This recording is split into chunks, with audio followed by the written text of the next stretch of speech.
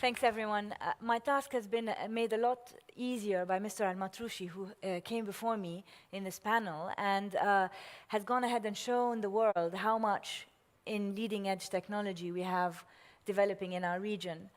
And on the back of that, what I would like to do is explain the contrast between what is actually happening in our region on the ground, and you've just heard one example of absolute leading-edge vision in R&D and in technology, and the headlines you're hearing about the region. Somehow it doesn't square, does it?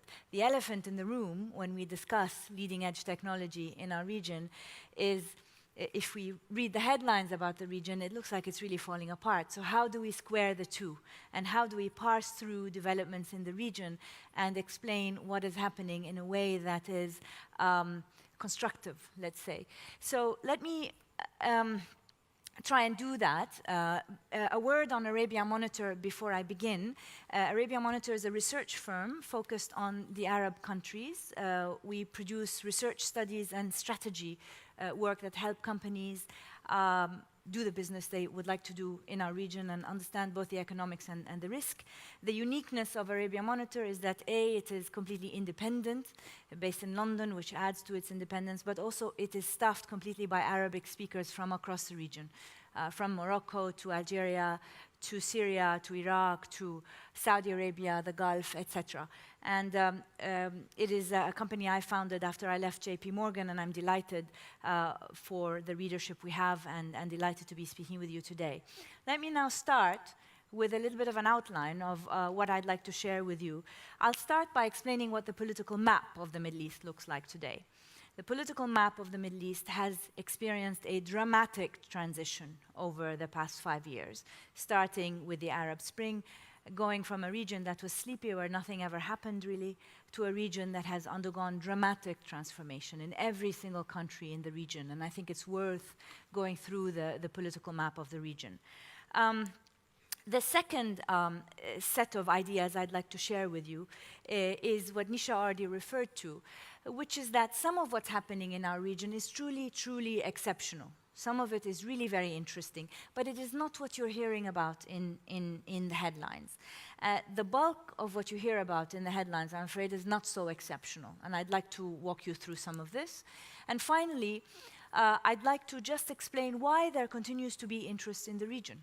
And the reason why there continues to be interest in the region is not just because people are worried about terrorism emanating from the region, but because this is a 300 million new emerging market that is resourced not just in oil and gas, but also in human resources, the bulk of which are really very much looking toward a better time, and the very tiny minority of which are involved in the bad headlines you hear about every day on the news. So I'd like to show you some of this and explain how regional interests from all over the world, in particular from the large emerging giants, is central to this developing story in the Arab countries. So now let's look at the political map of the region. If you look at these groupings here, there are 5 groupings, 5 different groupings of countries in the region. Previously, it all more or less looked the same. You had monarchies and you had non-monarchies, which were mostly dictatorships. But now the region is divided into 5 different parts. Where you see the fists, you've got countries that have undergone veritable revolutions, and there is reform or attempts at reform being undertaken on the back of a revolution, some with more success than others. Where you see the crowns, those are the constitutional monarchies in the region, and these are constitutional monarchies in the making. Morocco is probably the best example of that today. Where you see green arrows, these are countries that are either constitutional monarchies or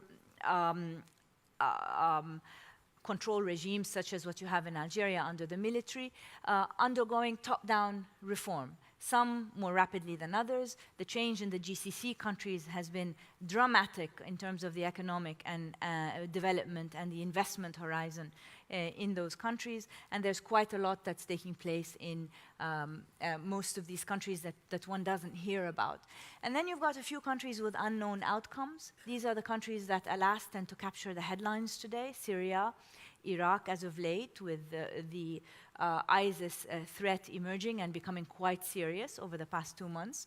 And then you've got countries that are democracies, have been on paper, but there are question marks as to how optimally these countries function. So that's the political map of the region.